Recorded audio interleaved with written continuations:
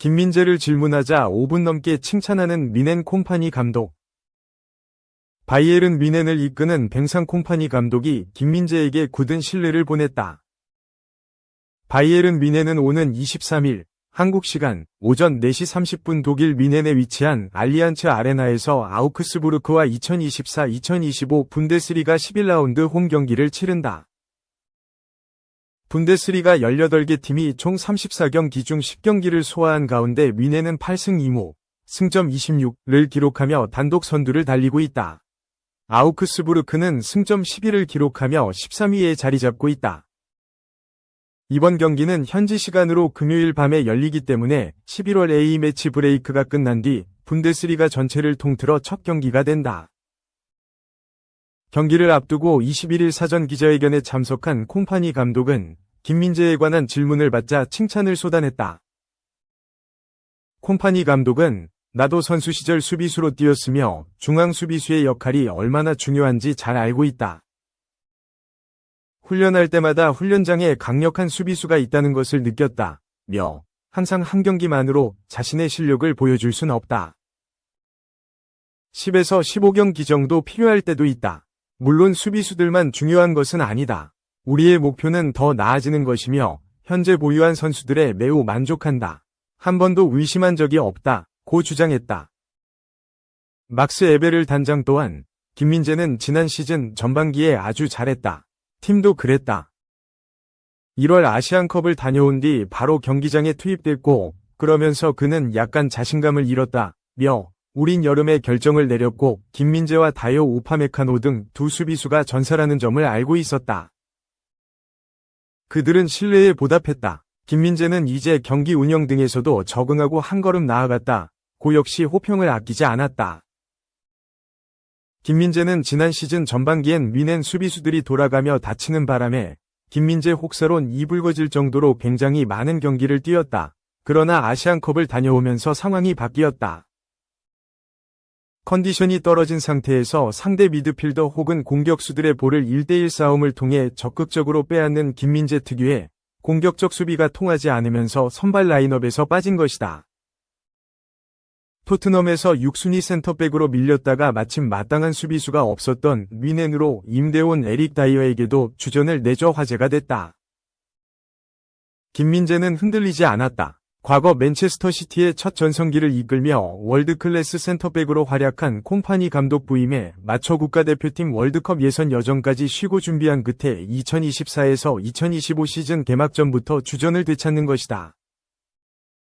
김민재는 이번 시즌 분데스리가 10경기를 비롯해 유럽축구연맹 챔피언스리그 4경기, 독일 축구협회 포칼 2경기를 모두 선발로 뛰면서 뮌헨 수비의 핵심 지위를 되찾았다.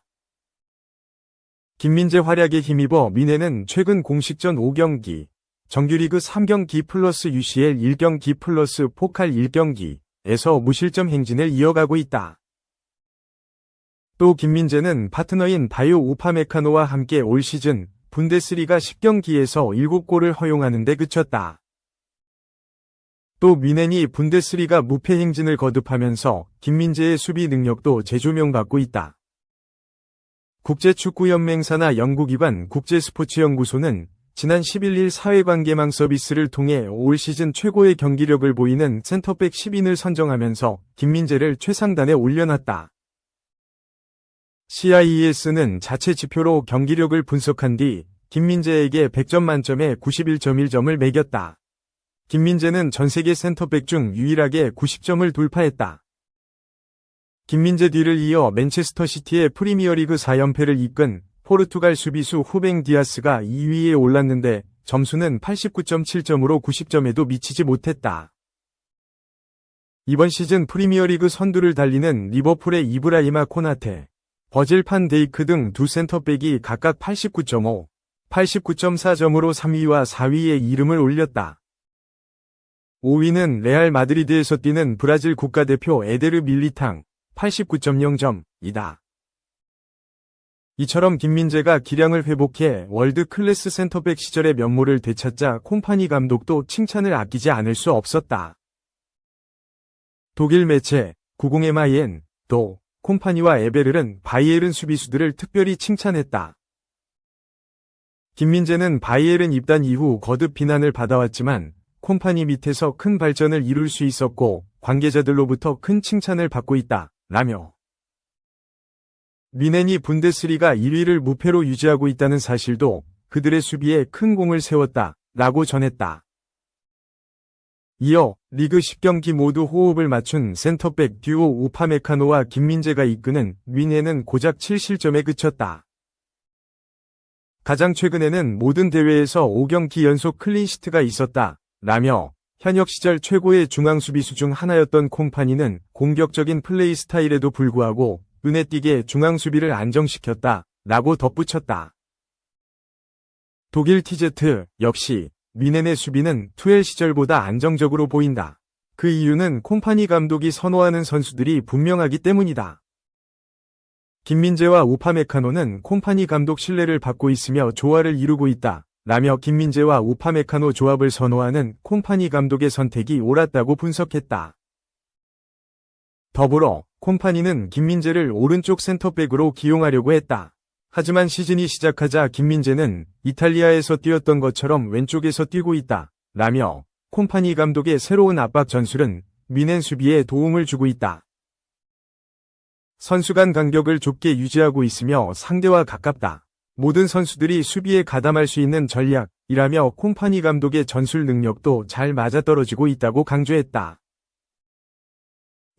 이건 또 무슨 레알 마드리드, 리버풀 DF, 이정료 영원으로 영입할 계획 수립, 새로운 풀백 보강 계획 일단 중지. 레알 마드리드가 리버풀 부주장인 오른쪽 측면 풀백 트렌트 알렉산더 아놀드 영입을 철저하게 준비하고 있다. 글로벌 스포츠 매체 ESPN은 17일 한국 시간 레알은 현재 리버풀 소속 수비수 아놀드 영입을 최우선으로 설정했다. 구단은 1월 새로운 풀백 보강 계획을 중단했다. 라고 보도했다. 매체 주장에 따르면 레알이 오른쪽 수비수 보강 계획을 일시 중단한 이유는 아놀드를 자유계약, FA, 신분으로 영입할 수 있다고 내다보고 있기 때문이다. 현재 레알은 그 어느 때보다 풀백 영입이 절실한 상황이다. 지난 수년 동안 핵심 수비수로 활약한 다니 카르바할은 지난 11월 오사수나와의 리그 경기에서 십자인대 파열로 쓰러졌다. 시즌 아웃 판정을 받았기에 다음 시즌이 돼야 복귀할 수 있을 전망이다. 루카스 바스케스가 임시방편으로 풀백을 도맡아 소화하고 있지만 두 선수 모두 30대 나이라는 점에서 새로운 선수 영입은 선택이 아닌 필수라는 평이 주를 이루고 있다. 그러면서 자연스레 다수의 오른쪽 풀백이 레알로 이적할 수 있다는 전망이 반복적으로 등장하고 있다. 최근 토트넘의 페드로 포로, 레버쿠젠의 제레미 프림퐁 등이 합류할 수 있다는 주장이 제기됐다. 다만 레알은 1월 이적 시장을 통해 이들을 영입하는 대신 아놀드가 FA 신분으로 풀리는 시점을 공략하기로 결단했다. 아놀드는 리버풀 유소년 시스템이 배출해낸 걸작으로 위르겐 클롭에 이어 아르네 슬롯 체제에서도 핵심 선수로 활약하고 있다. 그럼에도 아놀드는 구단과 새로운 계약에 서명하지 않고 있어 이적 가능성이 거론되고 있다. 가장 유력한 후보지는 레알이다.